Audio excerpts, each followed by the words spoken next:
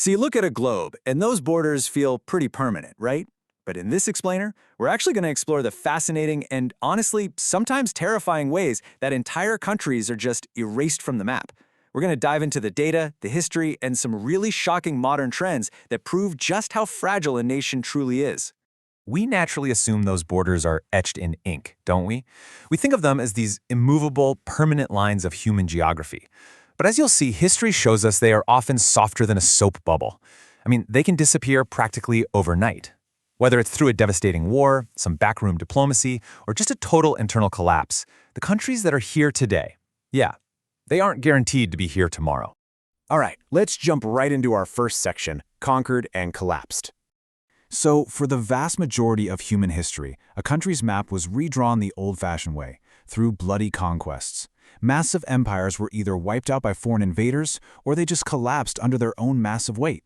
Take the 13th century. The Mongol Empire expanded with this unprecedented speed, completely annihilating the wealthy Khwarezmian Empire in Central Asia and sacking Baghdad. They literally ended the Islamic Golden Age in a matter of days. But, it isn't just ancient history. The Ottoman Empire? That was a global superpower for 600 years before completely crumbling after World War I, eventually being replaced by the Republic of Turkey. And then, of course, we have the Soviet Union, a modern superpower spanning Eastern Europe and Central Asia that effectively dissolved in 1991 due to crippling economic problems and political unrest, fracturing into 15 independent republics. But when modern unions fall apart, the contrast is just staggering. In the 20th century, we essentially saw two very different paths to national extinction. Over on the left, we have Czechoslovakia in 1993. They went through what's known as the Velvet Divorce, peacefully splitting into the Czech Republic and Slovakia without shedding a single drop of blood. But then, on the right, we see the very dark alternative, Yugoslavia.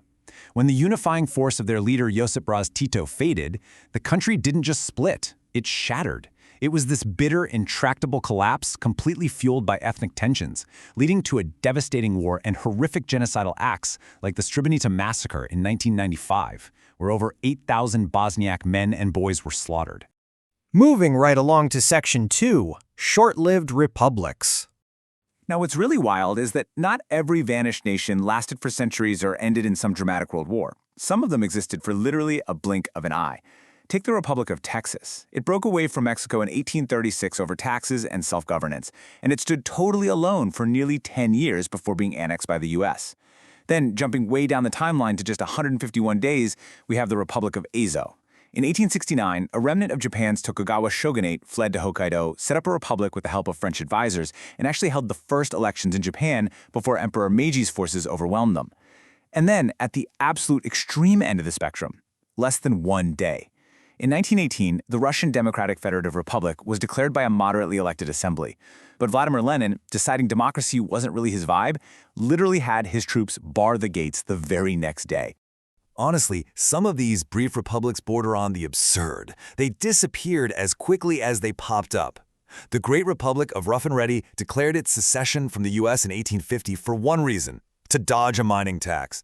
They quickly realized running a country is actually pretty hard work, and dissolved 3 months later. In 1798, the Republic of Connacht in Ireland, backed by revolutionary France, lasted a mere 12 days before the British Army crushed them. But my absolute favorite is the Republic of Minerva in 1972. Okay, so a real estate magnate built an artificial island on a reef in the South Pacific, aiming to start a tax-free libertarian utopia.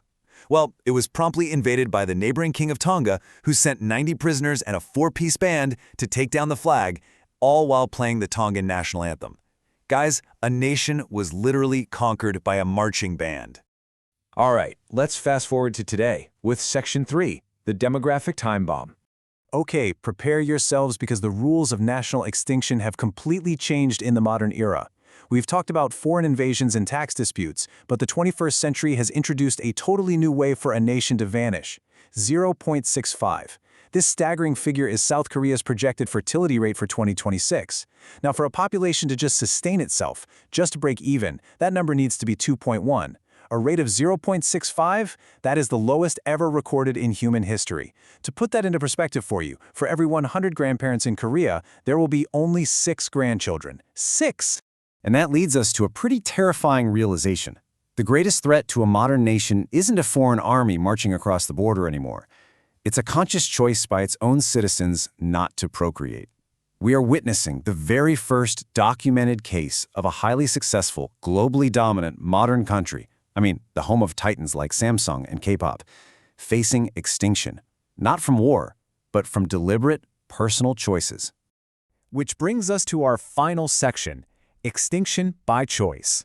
Let's look at why this is happening. To really understand why South Koreans have just stopped having babies, we have to look inside the grueling reality that the youth over there literally call Hell Joseon. Having a child has simply become a multi-generational investment that young Koreans just cannot afford. Look at these numbers. A modest apartment in Seoul costs upwards of $500,000. That's a life sentence of debt right out of the gate. But housing is just the entrance fee. South Korea spends more on private education than any other nation.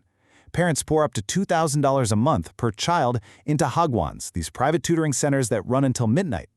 The total cost of raising a child to university is easily over $300,000.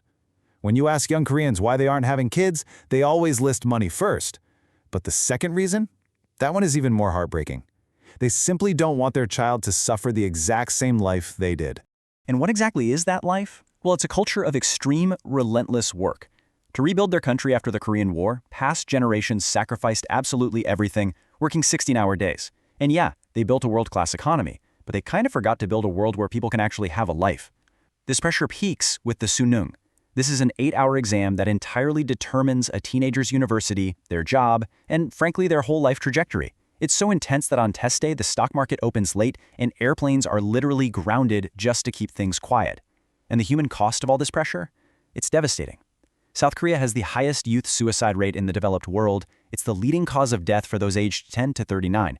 It turns out, when a society optimizes 100% for economic growth, it leaves exactly 0% for actually living.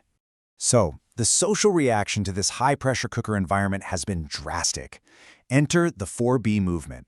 In a nation that actually holds the developed world's absolute worst gender gap, where women earn 31% less than men and face disappearing promotions the second they become mothers, women are staging a silent revolution.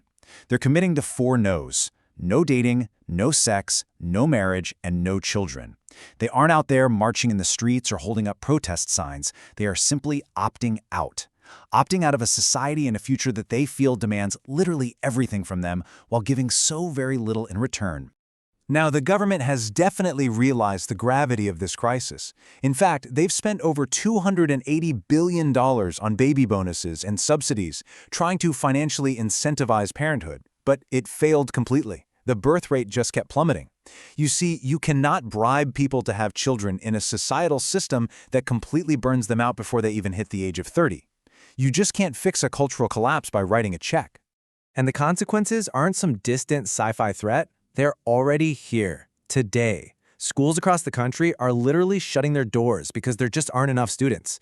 The military is shrinking so fast that the government is actively debating drafting women just to fill the ranks. And the demographic math is totally unforgiving. By the year 2050, 1 in 3 South Koreans will be over the age of 65. They are rapidly transforming the most educated, successful generation in Korean history into what might just be its very last.